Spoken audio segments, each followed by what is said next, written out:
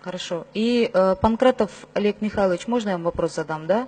Вот о патриотизме на госслужбе. Вы в Министерстве экономики с 2013 года в статусе замминистра, министра экономики, потом были курирующим вице-премьер-министром. Скажите, чувствуете ли вы свою ответственность за то, что наши предприниматели оказались не совсем защищенными при вхождении в Евразес? 10 секунд қосып қойғыла.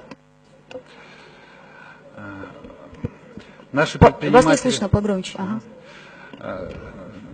Я согласен, что были определенные сложности. Больше это связано, наверное, с недостатками информационно-разъяснительной работы, потому что вся правовая база для того, чтобы наши предприниматели были равноправными участниками единого рынка, она была проработана. Но, может быть, действительно немножко недостаточно уделили внимания, чтобы довести эту информацию полностью до бизнеса. И сейчас мы в этом направлении обязательно усилим работу. У вас такой стандартный ответ, можете дальше не дополнять. Я считаю, что вы, здесь много, конечно, у нас в стране заслуженных лиц. Мне кажется, у вас нет морального права занимать эту должность. Почему? Потому что вся контрабанда и бардак, который сейчас происходит в стране, это...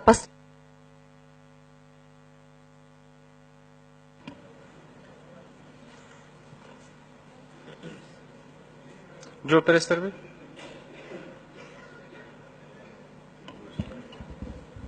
Эльмира Жагалбек, азыр айткан жана фактылар боюнча дагы бир сыйра карап көрөлү. Мен ойлойм,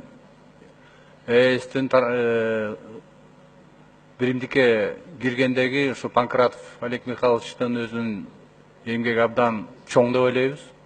Эгерде жанагындай терс көрүнүштөр болсо, эгер факты болсо, анда Олег Михайловичтен сурасак болот да.